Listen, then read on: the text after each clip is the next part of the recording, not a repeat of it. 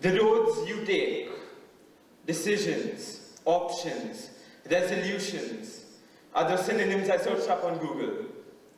They all play a very integral part in all our lives. Take a student's life, for example. How many of you here have made the choice to procrastinate till the very night before an assignment is due? Okay, or perhaps the riskier decision to close your eyes for what you tell yourself is just 5 more minutes of sleep in the morning. Life is riddled with choices. However, in direct contradiction with that first statement, I feel that decisions are thought about and stressed over too much. On more than one occasion, I'll come across some quote along the lines of, "Your decisions define who you are," or something like that. More often than not, with a picture of Albert Einstein by the side, as if to lend some credibility. I disagree with this. For while certain decisions, like maybe your subject choices, can have a bind over your future, for the most part, these roads you take don't fully capture who you are. Rather, I would argue that the value of decisions lie in the experiences you get out of them. What led me to such a stance is what I've learned from the path I have chosen to tread and the experiences I've gone on. I would hope most of you are familiar with Tilly the Turtle, seeing that one of its goals, was to spread awareness. For those of you who don't, however, Tilly the Turtle was the mascot, essentially just a papier-mâché turtle with cigarettes stuck on it, which was a mascot of an environmental campaign that sought to abolish the use of single-use plastics in order to preserve the oceans. During the course of October 2017, all the way up till April 2018, beach cleanups were held every weekend. When my mother first informed me of this, to be honest, I was indifferent. It meant waking up early, on a Friday, after 5 whole days of school. It seemed like a Herculean task. However, after much persuasion, I finally gave in and decided to go. As soon as I stepped ashore the beach, chills went down my spine. It was far colder than I expected. But what was even more shocking was the sheer magnitude of cigarette butts. Over 40,000 collected in a single hour. Following this, each weekend I went for beach cleanups and I became more and more involved. I personally feel that my role compared to the scores of other volunteers was minuscule. But at the same time, without each and every person helping out, I don't think it would have been possible. And though this wasn't the initial goal for the cause, Tilly went on to win the GEMSModernAcademy competition and 10,000 dirhams as the cash prize.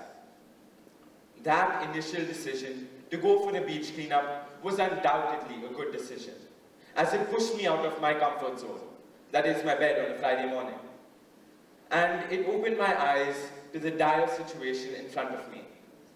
I think in school we all learn about pollution, its types, effects, harms, that at some point it does become repetitive. But what I really took away from this experience was the tremendous impact that can be created when people simply collaborate and work together. Over the course of the past year, I also made a new friend. Well, this sounds pretty usual to all of you, but it made a huge difference in my life. It wasn't until last year that I truly realized how similar we are in spite of all our differences.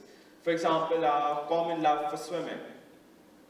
Every time a yoga period came around, I would head on down to the 3rd grade corridor and take my new 3rd grade friend all the way up to the swimming pool. The fact that my friend was a child with autism wasn't any deterrent to the sheer magnitude of joy and satisfaction that I seemed to experience each time I met him. As soon as he entered the pool, he seemed far more relaxed and simply started to splash around. I used to try and make him do simple kicking and nothing too fantabulous, just occasionally taking him across the length of the pool. However, each and every week, he maintained that same level of enthusiasm. He seemed to be a natural swimmer and had swum before. But each week as he entered the pool, or even just heard the sound of the word pool, his face would light up in excitement, clear as day. In my life so far, happiness has always meant maybe a new phone or a better laptop, inevitably food or some other object. But through my experience of mentoring the student, my perspective was completely changed. If that same plain act of swimming could be such a wellspring of happiness for someone on a constant basis, then, well, I simply find it inspiring. And it essentially taught me to value even the non-materialistic aspects of my life. The common thread between both of these experiences was that I learned from them. Experiences essentially shape our personalities and who we are, which is why it's all the more important to effectively assimilate the lessons you gain from them.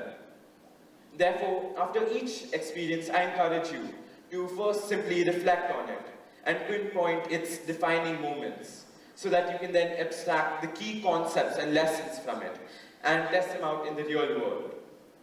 What I'm essentially describing here is the cycle of experiential learning as proposed by Dr. David A. Cole, consisting of, yes, a concrete experience, reflection, conceptualization, and finally, experimentation. All of you have made the decision to come for this conference.